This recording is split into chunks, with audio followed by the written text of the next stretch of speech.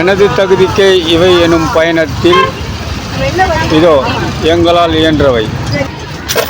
அனைத்து மதங்களும் உரைக்கும் உண்மையும் சுமார் 99% மக்களுக்கு உரைக்கவே உரைக்காத உண்மையுமான தகவல் தர்மமும் ஒழுக்கமும். இதோ என்னுடைய தகுதிக்கு என்னால் இயன்றவை. இதோ எமது வேதாகமத்தில் குறிப்பிடப்பட்டுள்ளது. மத்தேயு 25 மற்றும் ஏசாயா 58 மற்றும் நீதிமொழிகள் 19 அழகான உரைகள். தர்மம் செய்வது இறைவனுக்கே உகந்தவை என்ற கருத்தை பதிய வைக்கும் சிறிய முயற்சி.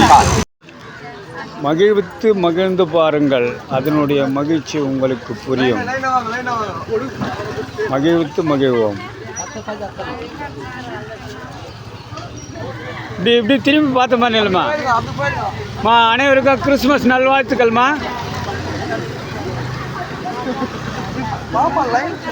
அப்படியேம்மா ரோசிம்மா இப்படி வாங்கின்னு இப்படி போட்டோம். நீயும் அப்படி வந்துட்டு இப்படி வா.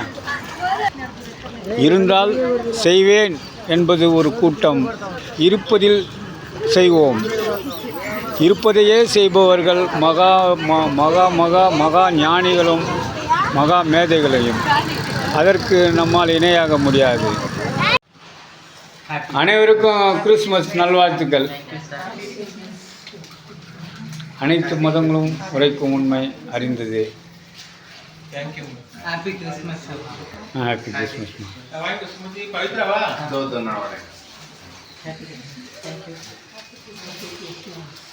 Excuse me. Man, get cake. Thank you. God bless you. Fulfill all your wishes. Thank you. Thank you so much. God bless.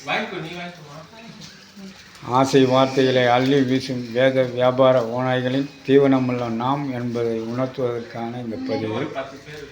நம்மால் இயன்றவற்றை நாமே நேரடியாக செலுத்துவதற்கு இது ஒரு நல்ல அரிய வாய்ப்பு.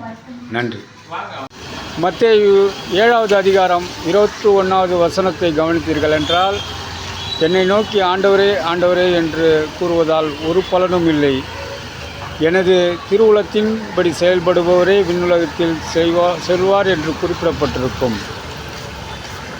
கருத்தாய் கவனியுங்கள். மூச்சு முட்டும் அளவிற்கோ மூச்சுக்கு 300 முறை கடவுளே கடவுளே என்பதனாலோ கடுகளவும் பயனில்லை என்பதே எனது தாழ்மையான கருத்து.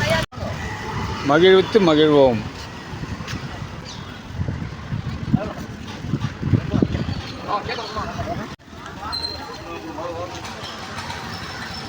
எதிர்பார்ப்பற்ற உதவியே இறைப்பணி என்பதை மறவோம்.